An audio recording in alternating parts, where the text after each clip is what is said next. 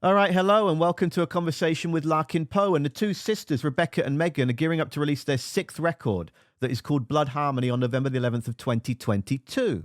I've just had a wonderful, quick 22-minute chat with them, and that's why I'm recording this intro. Yes, thank you, Brain. That's why I'm recording this intro, to tell you and to welcome you to a conversation with Larkin Poe, to discover more modern rock brilliance, true modern rock. Nothing older than 2017, over 5,000 bands and songs, with 90% of the playlist from 2020 onwards alone. Please consider going to whatwasthatradio.com or signing up to support the station. It splits all earnings 50-50 via patreon.com/whatwasthatradio as well. Let's go.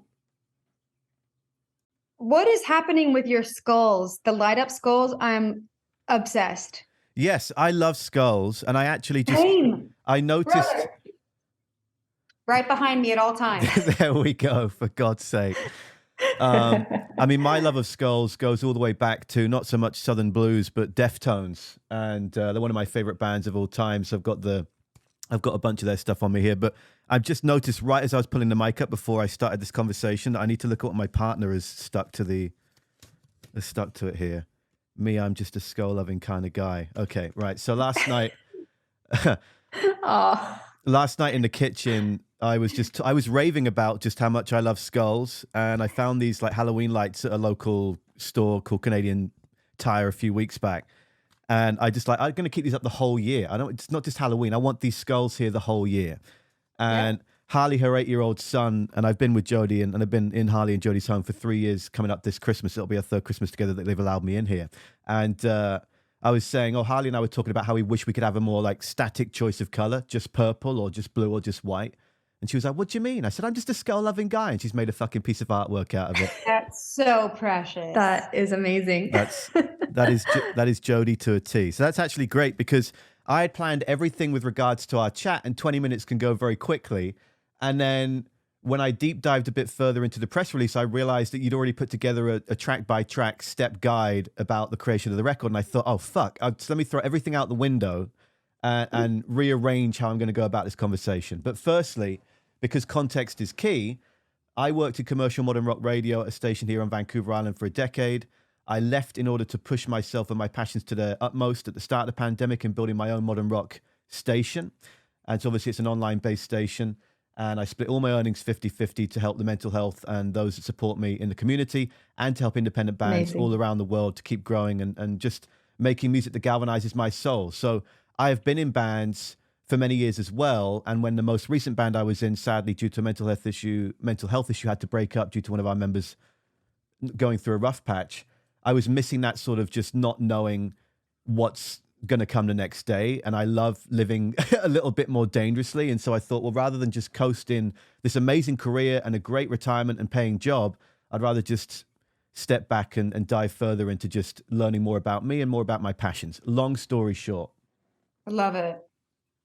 So with Larkin Poe, you know, as it says in the press release here, and it corrected my 16-year note, it's really 17 years of making music together. You might argue really it's over 20 years of making music. And really the first thing I'd like to ask is, what is the earliest memory that you two have of music as a whole, and then music like, oh, maybe we can do this shit together?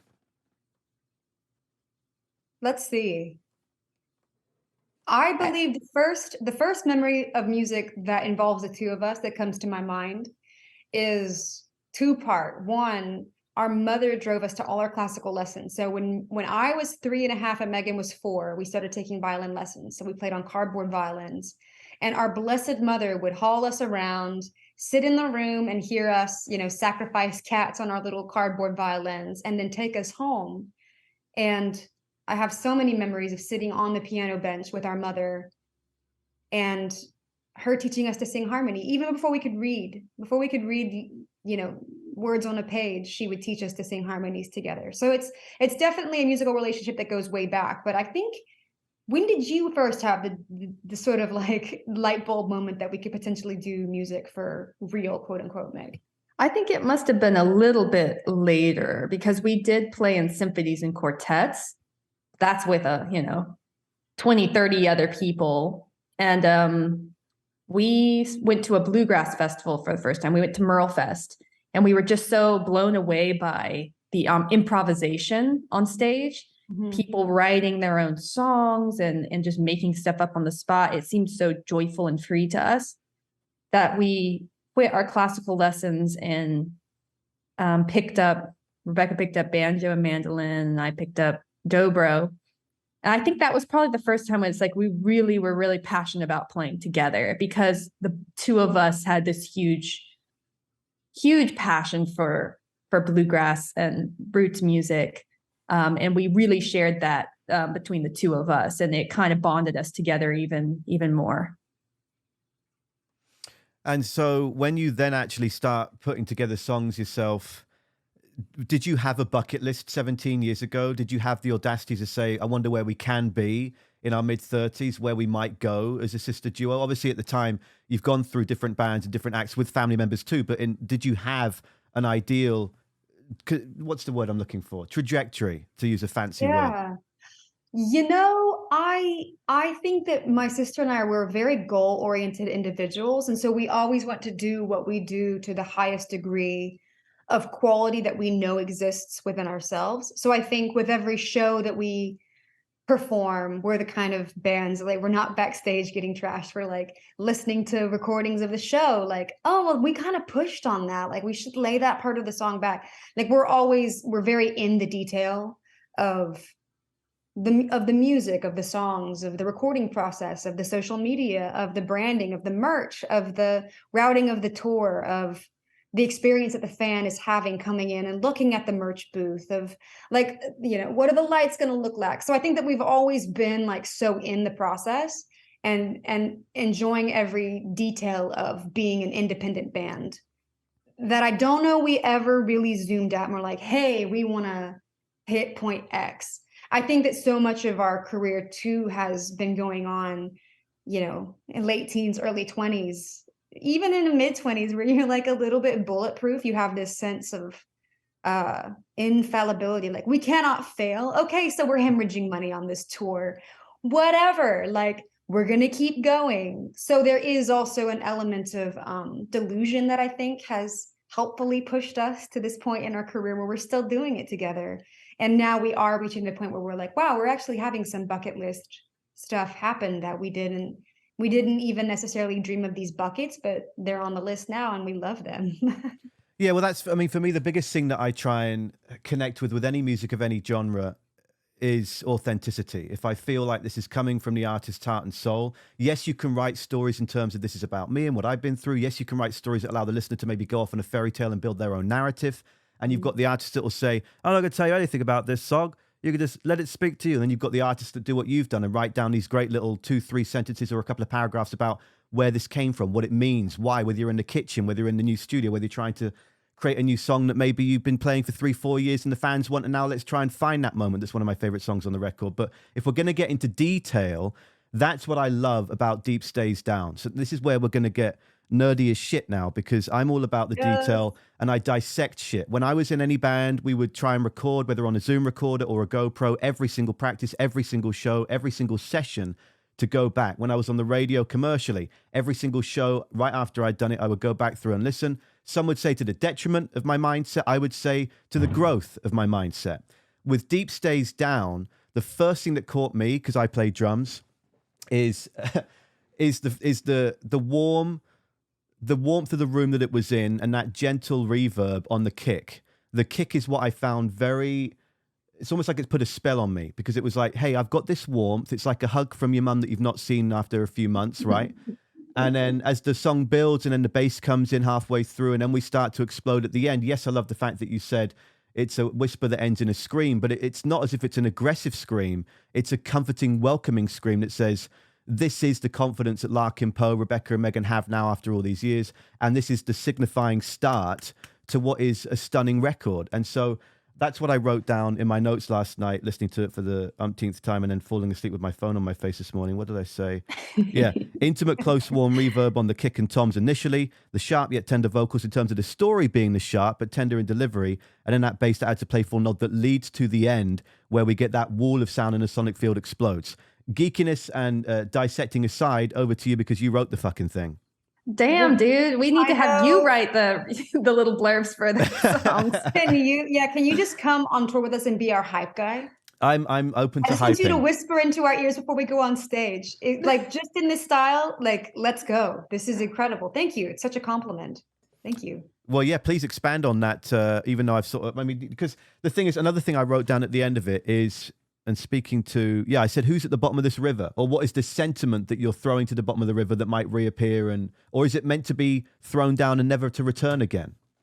I think it depends on the listener. Like I like the fabric of songs for my own taste to be woven loosely enough such that people can come in and be a part of the fabric. They can weave themselves in.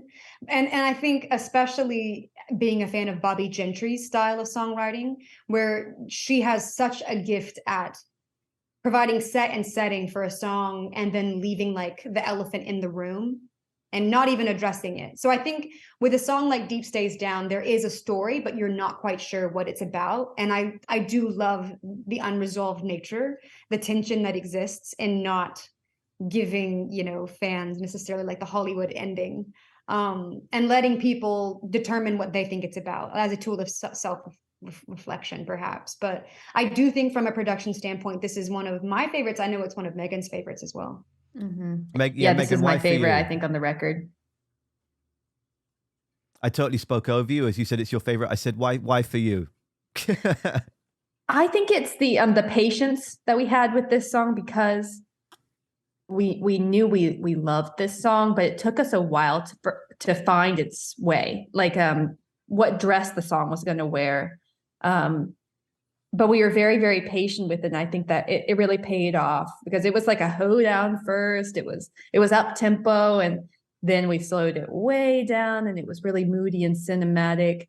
Then we tried several different versions of the song, and it never quite felt right until we were just like jamming kind of late at night in the studio. And I started to play that riff. I was like, what if this riff just like went through the entire song? And then that kind of set the song, and it fell into place after that. And it feels really good to have gotten it to that place. Yeah, well, it sounds amazing. That's the key to the whole record, though, is the warmth. And I like the fact that you address that, Rebecca, in the sense of, okay, well, this is your type of storytelling, because there is that. It's almost like watching, Jody and I, not Harley because he's in bed and it might scare the shit out of him, but we've been watching, we've absolutely got caught up in this Netflix binge of horrible darkness. All these murder mystery shows or real life documentaries where you're like, oh my Jesus, fuck.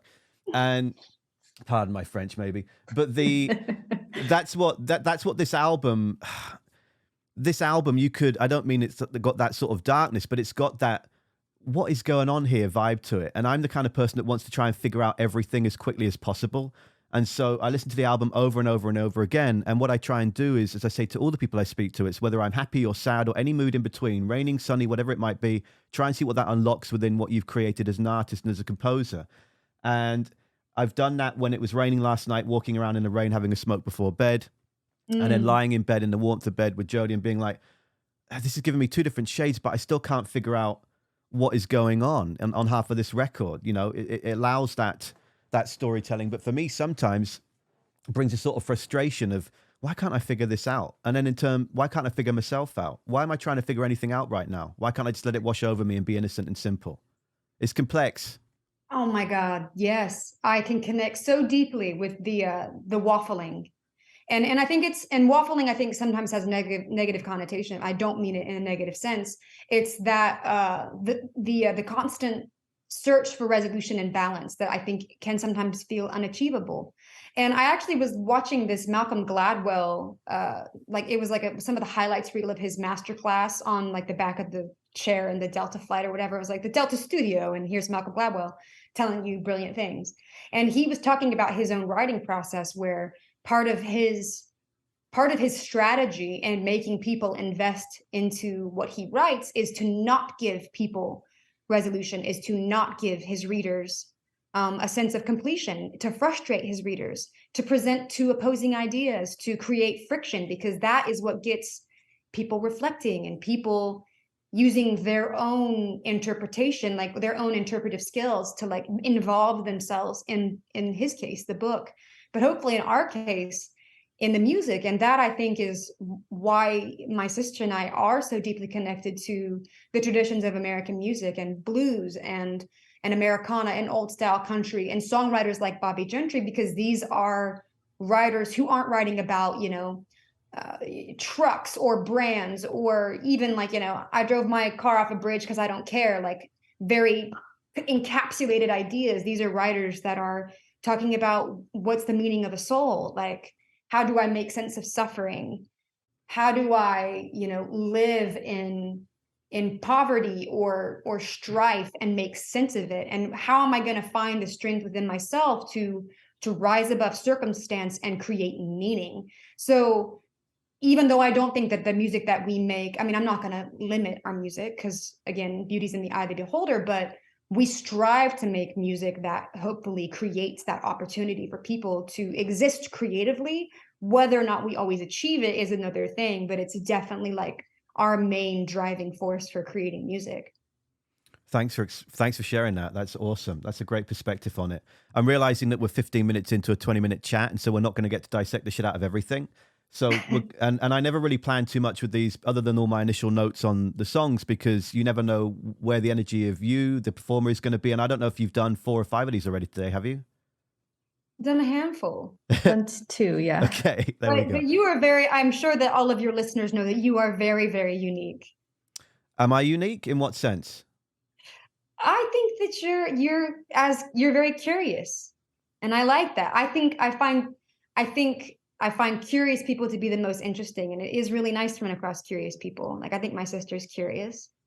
My husband Tyler, he's very curious. He's always trying to find something new. He's gonna be the guy that's gonna go down the deep dark hole of watching all the terrifying stuff on Netflix. You know what I mean? Like, you wanna expose yourself to new stuff.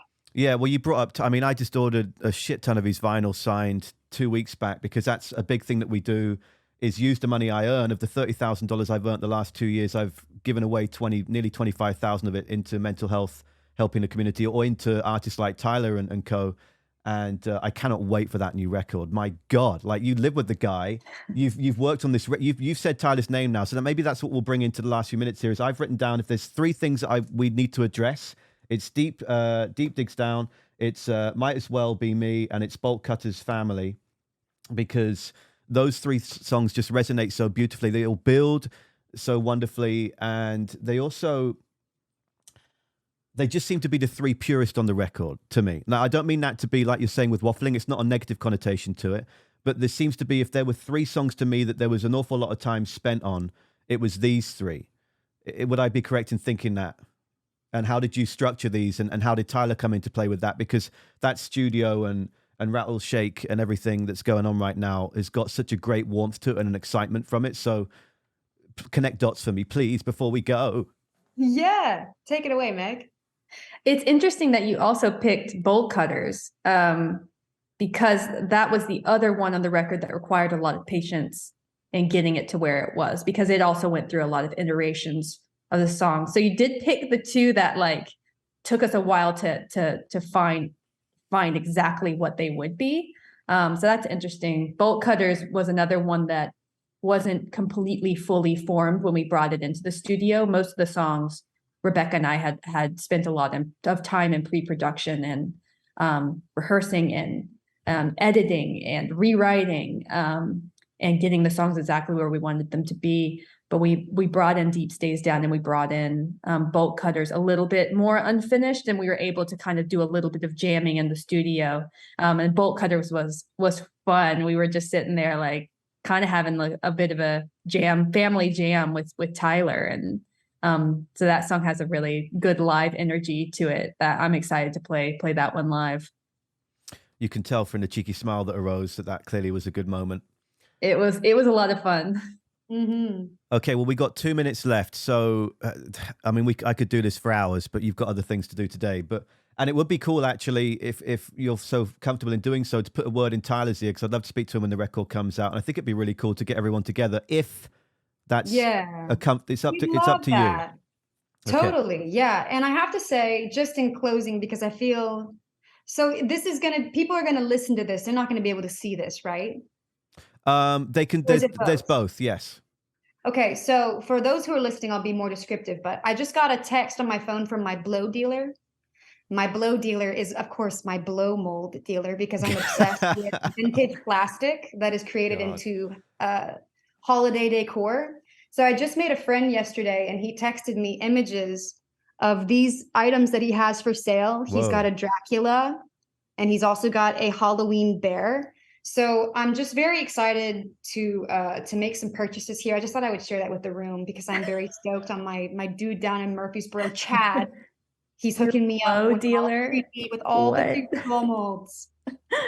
That is fucking brilliant. Okay. That's exactly the kind of energy that is welcome in these conversations. It's just you being you at your comfort level. That's key. The last question for both of you is, what are you most proud of when it comes to the creation of this record, for yourself and then for your sister? Ooh, I love this question. For Megan, I would go ahead and just jump in and say, on Kick the Blues, we had a working riff for that song the whole time. Like from writing to pre-production, we had this riff written. And we got into the studio one morning and she rolled in with her lap steel and she's like, all right, let's cut Kick the Blues. And then she just rips off and had written a completely new riff for the song without even like really mentioning. She's like, hey, I got some new shit. Like, here we go. And it blew my mind. And I was so uncomfortable for the first like 45 seconds of listening because it was so foreign and fresh to me. And then I realized it was like 10 times better than what we had previously been working on. And I just loved the confidence of her rolling in and just being like, I'm just going to go ahead and just throw a monkey wrench in really quick, like buckle up. And I was like, yes. So that's probably the one I'm most proud of for you, Meg. Oh, for you, I would say the faith that you had in me for this record, because it was a lot more collaborative in the writing. In the writing process for this record is a little bit different than we have done with previous projects. And so for the faith that Rebecca had in me, I think was something that brought us closer together and made the music stronger, and something I so appreciate. Yeah. And now let's celebrate individual growth. Oh, man. It's difficult, but you know it's there. Yeah. So I think at the outset of this project, I think it was I don't know that I want to say it was the most tense before we began this album, but we definitely had some of the hardest conversations at the outset of making this album in laying out guideposts of where we wanted this album to live, because we do a lot of different things and we do a lot of different things well as a band. So there's many angles of who we are that can be expressed. And I am definitely a in the moment type writer. The newest is always the best for me. Like wherever I currently am is like my new favorite thing. Like the newest song I've written is my favorite type thing. And so I can sometimes move past things a little too fast. I think I can move with maybe a little bit too much speed sometimes. But I wrote a song called Southern Comfort for the album, and then realized that it wasn't going to be usable for the album because it was not right. And then I wrote another song called Southern Comfort, and I listened to it on my voice memo and I was like, I think that's really trite and stupid, and I'm going to delete it off my phone. I deleted it and I walked away. And then the next morning I came back and I was like, you're doing that thing where you move really fast. Which, just to pop in, this is something that Rebecca has done. I can remember being babies and sitting and drawing together, and her crumpling up drawings before she was finished with them and throwing it away. And it always frustrated me. I'm like, just finish the drawing. Like, let your art be what it is. Like, don't be a perfectionist. So I uncrumpled the drawing and I undeleted the voice memo. I scrolled through my trash and I undeleted the message and I listened to the voice memo and I was like, I actually think I'm going to send it to Megan. And so I sent her the bones of this song, and it ended up being one of the guideposts for the album. So I think that having the faith of like, hey, like you sat down and you literally sang that in 5 minutes, and just because you think you need to move past it, you don't need to. Slow down, take a breath. That thing is pretty unfiltered and it feels pretty real. Go ahead and send it to your sis. So that's probably the thing that I'm most proud of for myself. So hopefully I'm taking note, like, come on, little brain. We're celebrating this. This, what's yours? And for me, I think I let my voice be louder on this record. I think that I had some strong opinions and I let myself feel that and fight for it. And I think that was good. I think that's why, your faith in me in being more collaborative, let me come into my own a bit more, as far as like as a producer and an editor of our music. Awesome. Okay, I've already held you up a little bit longer than need be, and I don't wish to cut into the next person's time because they're very fortunate to have time with the pair of you. So thank you so much for answering those questions. Hopefully we'll connect again in the future, maybe when this first cycle of tour is done and Tyler can get his thing out there, maybe in 6, 7, 8 months or something, we can do it again and flesh it out a bit longer if you're comfortable. That would be awesome. We would love that. That'd be great. Sweet. Okay, we will dissect shit more together at a later date. Have an awesome rest of your day and thank you so much. Thanks, John. Thank Take care you. of yourself. Bye. Bye.